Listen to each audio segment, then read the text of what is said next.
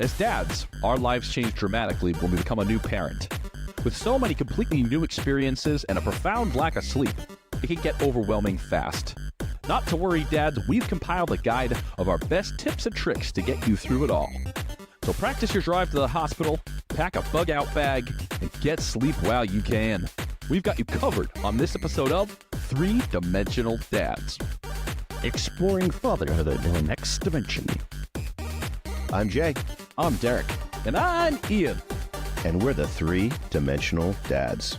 That's right. That's right. We are three. This episode is all about being a dad. Dads, which at one point for all of us was very new. Very It new. was very new. It was. Thank God I don't remember it too much now. I think that's because of the lack of sleep. Yes. Right. You don't make new memories. No. Everything gets stored in a filing cabinet and locked up until you're under hypnosis when you're having your midlife crisis. Or is that just me? Or your kids finally reach the age where you can hold things against them. You got to store up those core memories. Exactly. Along with the good memories. Along with Yeah. good memories. My youngest daughter is 5, and I'm still afraid of waking her up like she's a baby. Like, I still tiptoe around, like, when I'm up at night, I'm like, don't wake the baby. I still have it. I'm like, she's not a baby. I could just tell her to go back to sleep now. Yes. Like, that would work with my 5-year-old. I'd be like, go back to sleep. And she would. Facts. She's great. But you know what's funny is like this stuff isn't talked about between men very much. It seems to be, and again, maybe rightfully so in some ways, talking about like having a baby is a very much a woman's experience. But I mean, dads and partners are part of it, and it's incumbent upon us, I think, to talk about it, to give people a place to vent and express how hard it is to be a dad, especially a new dad. This is not a game. No, No, no. and I thought that was, I read a bunch of books, Yeah. and I watched a bunch of programs, and there are things, and the dad part of it is always just feels like a footnote. It's like, I know there's a lot happening, and it's a lot of it's focused on motherhood, but that's why we thought it would be handy to come up with, like, what are the things that we think as a new dad you need to hear? Absolutely. 'Cause some of it's surprising, and then people go like, oh yeah, that happens, and you're like, everyone knew about this but me. Yep. I didn't get a Yeah. memo. I know, right? Yeah, no one told me that the family has like sleep problems until like I had a baby, and they're like, oh yeah, we all just wake up. Everyone doesn't wake up between 3 and 4 in the morning. Yeah, that's just our family always did. Nope. Yeah, I hear about that when I'm up with a Oh, baby. absolutely. Well, in college maybe, but now it's not Yes. college anymore, and it's not fun. I don't know. In college there was a lot of pooping yourself and vomiting and not having great sleep, but There's not much different. Yes. no. So let's dive right in. I think we can kind of like delineate this into 3 phases, right? There's when you find out you're pregnant, up until the birth, the birthing experience, and then once you take the baby home from the hospital. So, I mean, my first piece of advice, above all else, is take the class. Every hospital offers a new parent class. It's not just new parents. It's sometimes, second and third timers just for a refresher. You have to know about the process of birth. You have to know about like what goes on. You have to be prepared for that. But also, I think it's a really important thing to bond with your partner, who is going to have, I mean, obviously if you're a man, you're not doing the physical labor. I mean, it's labor, of having the baby, but you're there to support, and that's really important.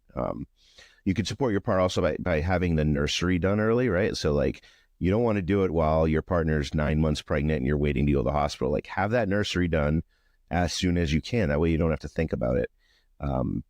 It is really important. It'll take a load off your mind. And just for me personally, being someone of the Jewish faith, it's not so much a discussion for me because one, I had a daughter, and two, it's kind of prescribed. But if you're going to have a boy, you might want to have that circumcision discussion, which again, it's not so much just prescribed anymore. There is discussion, and they ask you, and there's pros and cons. I think it's really important to have these discussions really early.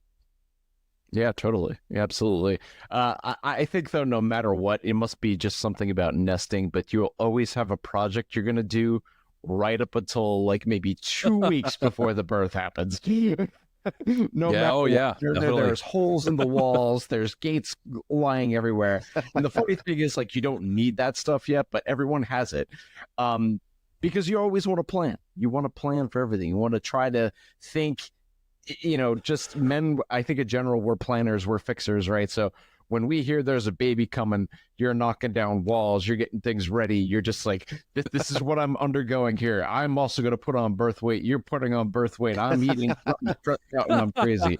But yeah, I think there is, like what Jay was saying, go to the classes, do the classes. There's lots of resources because, man, this is not just something you take lightly. I mean, you really have to have that discussion. Like, you're bringing, a person into this world, and you got to really ask yourself at the end of the day, do you see yourself being a dad? Do you guys both want to be parents and have the conversations about the types of parents that you want to be? Therefore, when something comes up, how are you going to handle those certain situations? You have to be on the same team. You have to be on the same team with, do you want to know the gender? Are you going to depend on the other person for sleeping? Are you got to help your partner out with changing diapers and all the other stuff? The other thing I can't highly recommend too in all the preparation is do all the stuff. Do the baby shower. It's like the wedding shower for having a kid. Get all the things. Go register, do the things, get all the gadgets, get the extra supplies. Because once you have the baby, you're not going to have the time to do any of that stuff. Get the extra clothes, a little bit larger that they grow into. Get the extra diapers, get the diaper genie bags, do it all. Go for if you list it, they will buy. Yes. And I was going, although, I mean, maybe there's a good little section here to have things you don't need. Yeah. Because as a parent, you just buy everything in. Babies R Us used to be a thing for us. Yeah. But like the wipe warmer, nope, there are things you just will never take out of the box. Diaper genie, though, that's a big one. That's a big one. That's a big one. Yeah, I like something you touched on, Derrick, that was about deciding what kind of parent you want to be. That is like a mental thing. As it got closer and closer and closer about having kids, you think about your own parents. What did they do? Or do you want to be the same kind of parent that you had? Are there things you want to take over? I mean, I think for me, emotionally, mentally, like I would want to be a kid's best friend. That would be my thing. Like, I'm fun, dad. Like, I have that energy. But I think the closer it got, I thought that was going to be a problem for me. But then the closer it got, the more I realized, like, I will be their dad first. I will be fun, but they need me to be their dad. Yeah, totally. I want to be fun dad, and I want them to just love me, and I want to be a big goofball, but they need me to step up to the plate and actually be a father to them, not just fun time guy. That's right. Which I think I default to just be like, we're playing. I'm Mando. Nerf gun. So there's something that I had heard that I loved about planning for when the actual birth is happening, having a bug out bag. And this is thing too for a zombie apocalypse. It's good for both. Yeah, have a bag ready with the things you're going to need.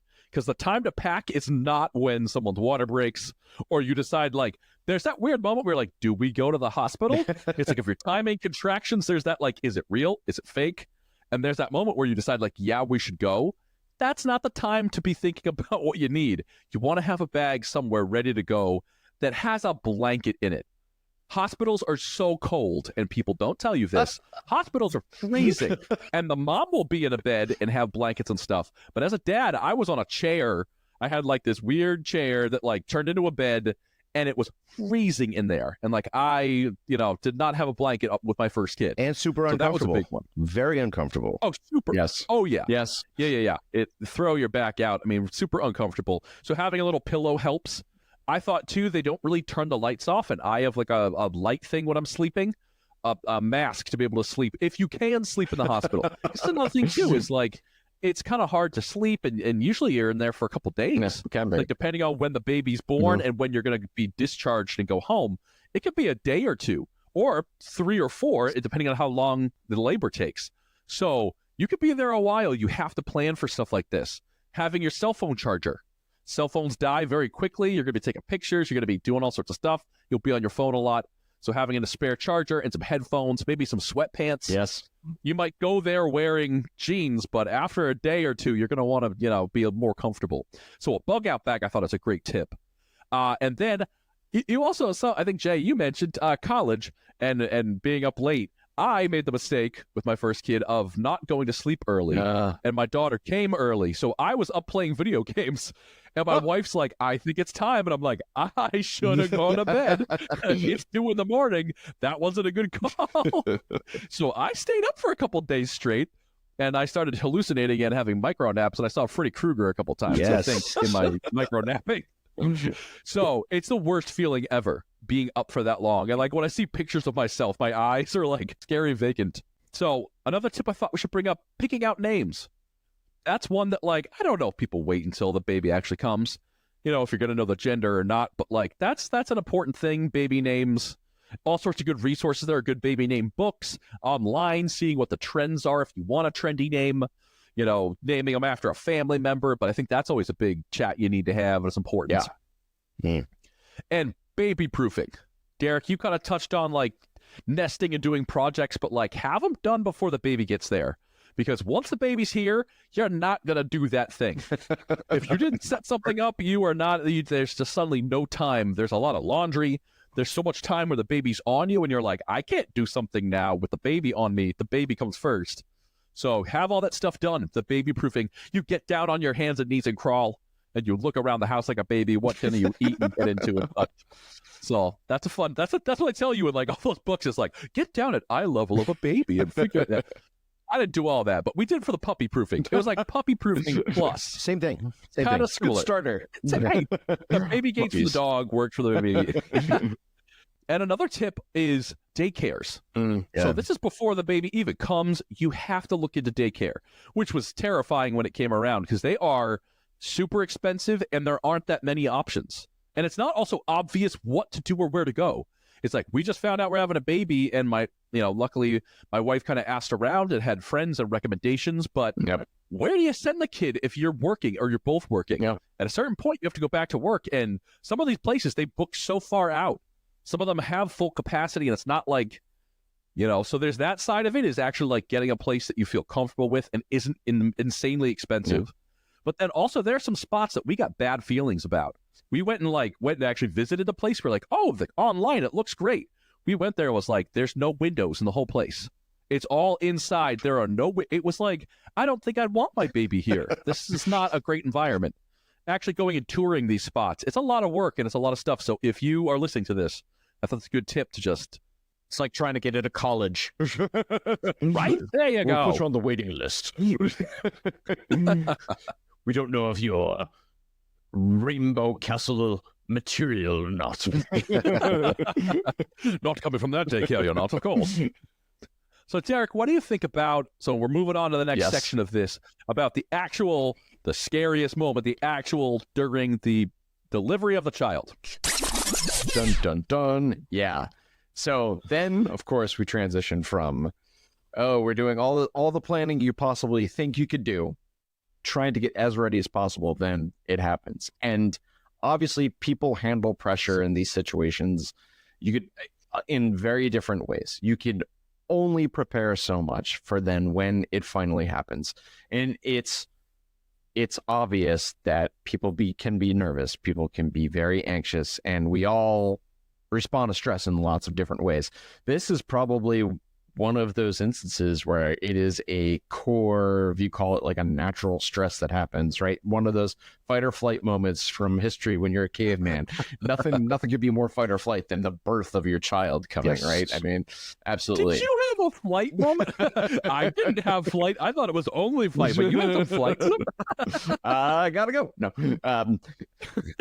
But one thing I think as dads, though, that we can really, I want to say commiserate on, but definitely I think as a feeling is that this is mainly a very physically intense medical procedure that's happening to our spouses and not us. I mean, there are some, of course, effects. We're affected by sleep deprivation, things of that nature, but the mother is going through a major medical event, depending on how you decide you want your child to come to the world, whether it's natural, whether you're going to do, induction, whether you're going to get a C-section. It is still a medical procedure. And if you think about it, it's really only been really modernized in the last century or so, where, the mortality rate, miscarriages, that's another serious thing. Those are things that can happen. and it's natural. But we're thankful, I think, right now that this isn't something that occurs more normally. But now, I mean, medical centers are really well equipped to handle things from, really complicated pregnancies all the way from, if your child comes earlier than expected. Just what medicine has done is really unbelievable. Yeah. So just the feelings of that alone, I think, for mothers as well as men, right, that know that there's resources out there, because it can be a very stress-inducing time. And, you're seeing your spouse go through it, but also that new child that's coming into, the world as well. So there's a very common saying, a mother becomes a mother when she's pregnant. When she finds out she's pregnant, she's carrying that little bundle of joy for 9 months. And you're really a father, you're really a parent when that person arrives in the world after the birth comes. So, I know that's a little deep, but it's very deep. I think that's very, very, very important to realize. Deep end of the pool, Derrick. Yes. Right. No, but I like that. I agree with that you feel like a dad the first time that you're holding a baby. Yeah. True. Yeah. And I like, too, some of the stuff you touched on, Derrick, about anxiety or nerves of this kind of stuff. Because sometimes as a dad, there can be complications. And like I've talked to other dads who had really intense and traumatic experiences as the father, where there's something really serious happening, and if there are complications and there are emergency surgeries and there are C-sections and there are trouble with the baby, and it can be really, really intense. And I don't know if dads are always ready for, because you're not the one giving birth, but sometimes you're the one that has to make a decision. Yeah, absolutely. Or you're the one who has to, I know one dad that they gave him the baby and the mom was having complications.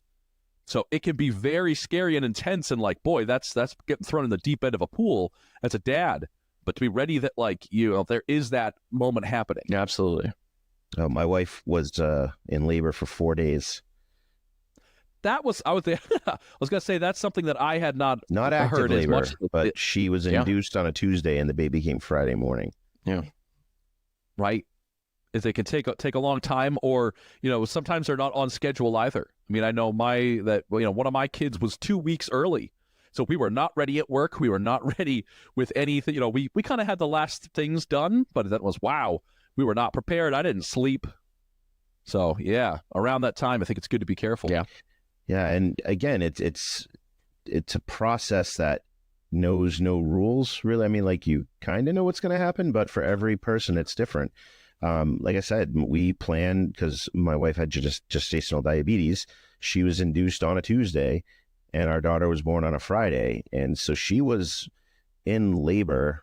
I mean, she was given the Pitocin and everything like that. She had 3 or 4 different ways, and she wouldn't get to the point where it was baby time until a long time had passed.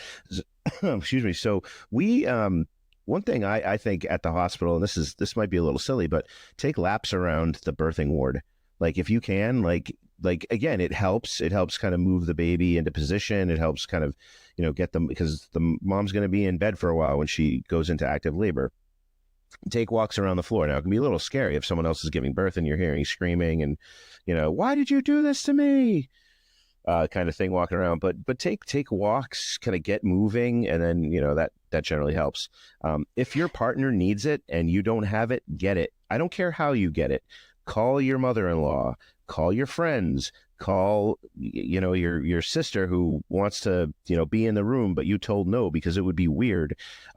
If your partner needs something, get it, because they're the A number one. You have to take care of them. And if you're going to get someone something, it does not hurt to give the nurses chocolate.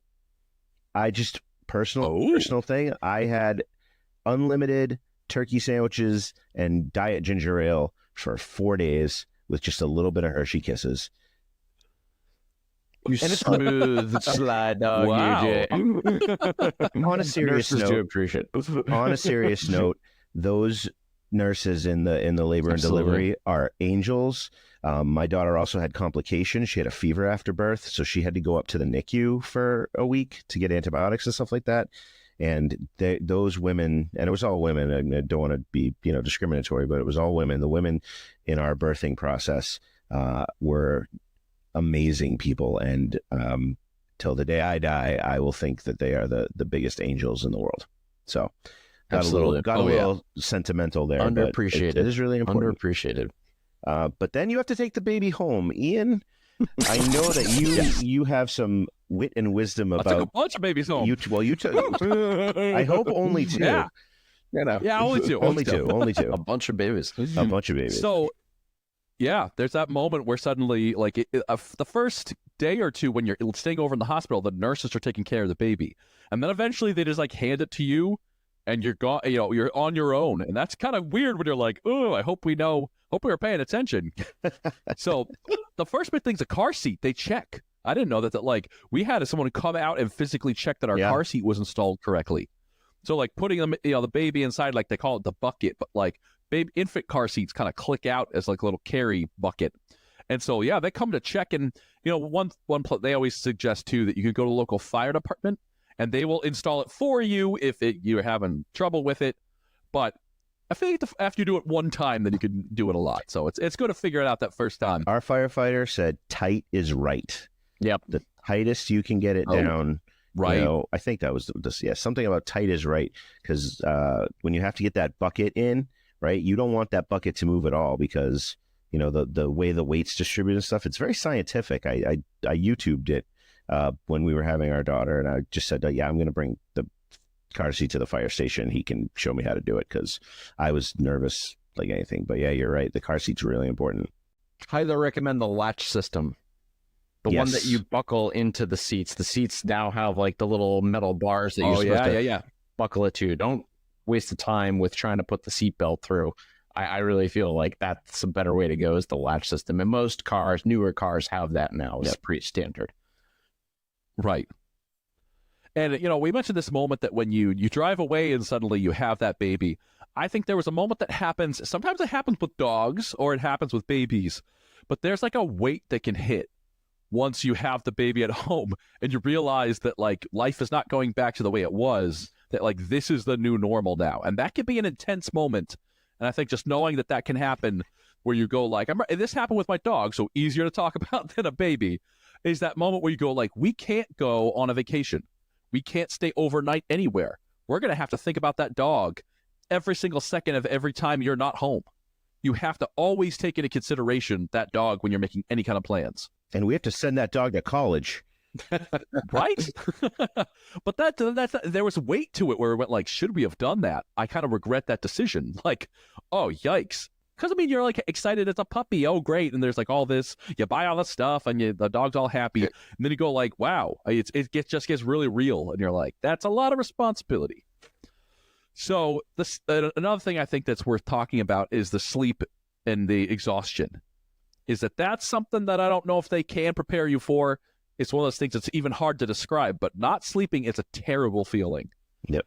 And being able to be like calm about it and understanding about it, and like your partner is exhausted in a way that, having a baby, your partner is so amazingly exhausted.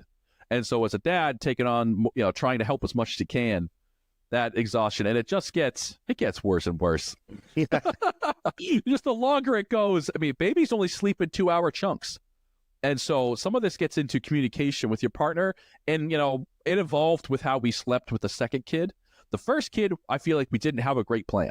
It was just, we went into it and we'll sleep whenever. They say, sleep when the baby sleeps. And we'd figure it out later. But it was by the second kid, we had really talked through. Yeah. We need 4-hour chunks of sleep. Yep. So someone has to be on. We did the thing where I'm a night owl. She's a morning person. So I will get up late to a certain hour so that she gets sleep that is chunks of 4 or 5 hours, not disturbed. Because the 2-hour thing, if both, at first, our first kid, both of us were getting up, and it was like, the baby's up, we're up. You have to sleep longer than 2 hours or you will go crazy. You don't get REM. You don't get that restoring sleep. Yeah. Yeah. So I feel like by the second kid, we had figured out a much better system where you talk it through, and, it's easier for her in the mornings. It's easier for me at night, whatever works for you in that. Absolutely. And lastly, I think it's really good to talk about babies getting sick. Yeah. Because that's another thing that is super scary and terrifying, is that babies get temperatures all the time. And that, like, the magic number is 105. You get these little thermometers. Now they're forehead thermometers and ear thermometers and all sorts of stuff. And it's scary when they're so small and defenseless that, like, they can get colds, they can get things. And so that's another thing to know your pediatrician. There's a nurse's line, at least at ours, that you can call any hour, anytime. Talk to somebody, talk through it. A lot of times they'll tell you to not worry at all. We've saw crazy stuff with babies and, like, yeah, that happens. Don't worry about it. No problem. And, like, as new parents, you're like, but they're doing this thing. And they're like, yeah, that's fine. So it's really nice that, a pediatrician, call your pediatrician if they have that hotline. If they have the nurses available, call the nurses line. Because, it can be a lot, especially when you're so tired to have a baby. It's very worrisome to have a kid that's getting sick. Oh, when they have they have the little twitches when their nervous systems are adjusting. Yeah, they're like doing little kicks. Our daughter, we put her on an antibiotic because she had a fever, and then her poop was red. This antibiotic Ceftonir, and we rushed her to the emergency room, and we're like, her poop, she's bleeding from, there's blood in her poop, and we brought the diaper so they could see it, and they're like, it's all red, and like, we don't know because we're exhausted, and they were like, she's not on the antibiotic Ceftonir, is she? And we're like, yeah, how'd you know? And they're like, she's fine, take her home. They didn't even bill us. They did not even bill us. Well, that's super nice because some places do. Yeah. One little visit can cost, always take your baby because they're your baby, but it can be very expensive. True. Yeah. When you're bringing that baby home, and this is kind of a big thing, right? Have the house set up and stocked up. I'm talking not just the bottles and the formula and all the stuff that you use to breastfeed if you're doing that, but food, diapers, wipes, bottles, everything you need. I would say for a good solid, maybe not food, but like for a solid month, have like supplies. And you'll never have enough, especially with diapers, especially with wipes. You'll never have enough, but do the best to like at least get set up for a few weeks because you're going to be at home. You're not going to Kowloon for any Chinese food for any local people. Like you're going to be, maybe you can call and get some delivery, but you're going to be there. And Ian, you set up, you talked about this, you have to have a system, right? For sleep. You said 4 hours. That's a good system, right? But don't be too rigid, right? Make sure that both you are having that baby time, but you need self-time. You need some self-time where you're not dealing with a crying baby. And I know that sounds kind of a little harsh, but you need that time. You need that time to recoup. It's you gotta, it's like Mario and the mushroom. You gotta like have something to get your strength back, especially the birthing partner. If you can let your partner sleep for a solid 8 hours, you're doing all right. And hopefully, your baby will go to sleep for a large chunk of time by, 5-6 weeks. Our daughter, about 5-6 weeks, she was sleeping 6 hours at a whack. It was a blessing because we were getting that time to sleep and had that time with each other. So I think that's really, really important, is that time aspect. I can't get 8 hours of sleep now. Right? I was just 8 hours of sleep for my partner. Jeez. I was thinking that my babies did not sleep. They had real sleep trouble. They were up every 2 hours for months. Years. They had sleep trouble too into their 2s and 3s. And it wasn't until my youngest daughter was maybe 4 or 5 when I felt like I can stay up late at night and not like dread or make a mistake where suddenly I'm up in the middle of the night for a while. I could just remember one night where we thought that we would be young again, and we stayed up and watched Saturday Night Live, and it was like the worst mistake we ever made in our entire lives because our kid got up at like 4:30 in the morning, and we were just like, oh my God, this is terrible. This hurts so bad. Right. Oh my God. No more days of that. That's what DVRs are made for, my friends. That's what DVRs. But something else that we didn't touch upon, like, we are doing all this preparation for ourselves, supporting this new person in our life, but we all have four-legged friends in our families as well. And when you bring a baby home too, they say it's really important that you bring home something from the birth, when you're in the hospital with them, to let your pet sniff it so they can get accustomed to the fact that, hey, there's going to be this new person making noise. Don't go looking in that thing. Don't tip it over. Because our pets don't know any better, and it's a good thing to do to actually just to bring something home so they could actually get used to that scent that there's going to be another presence coming, and also make sure you give them a little extra attention because they're going to get a little jealous that you're paying attention all the time to this new thing that's burping and crying, and you're changing its diaper, and you got to go take them for a walk or take them outside in order to do that stuff. But another thing, Jay, you mentioned about taking care of your partner, making sure you're getting your time with your partner, right? Like postpartum depression is very, very, very, very real. And as a dad, as the dad, as the father, and as your partner, your spouse, it's really important to monitor them and know that they're going to be a walking bag of hormones after what has just happened because they've given birth to a child, whether it's naturally or not. There's a lot that happens to your partner's body during this process. So, public service announcement: yes. Do not call your partner a walking bag of hormones. Keep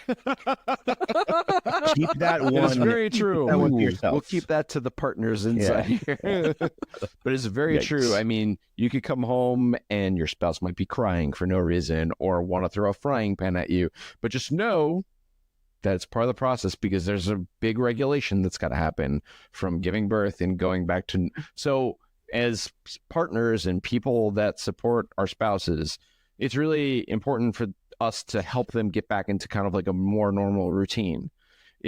Even though you're afraid sometimes, right, that, oh my God, I can't take this thing with me anywhere. That's what strollers are made for. Go with your wife to the grocery store, get her out of the house, go for a walk. When you can, after you've gotten, past the point of a couple of months, get back on regular date night if you can. Try to get a family member, take care of, the baby, because your family wants to go see them. And that's the other point. It takes a village, right? It's not, you can't just depend on yourself and your spouse.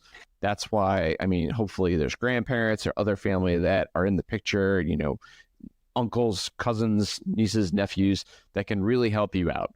Even I love the fact that like when we went to family events that we had that Stacy had cousins that would just like take the baby off her hands and we could talk to people normally and have adult conversation. It was nice. And, the people want to play with the kids and the toddler and stuff.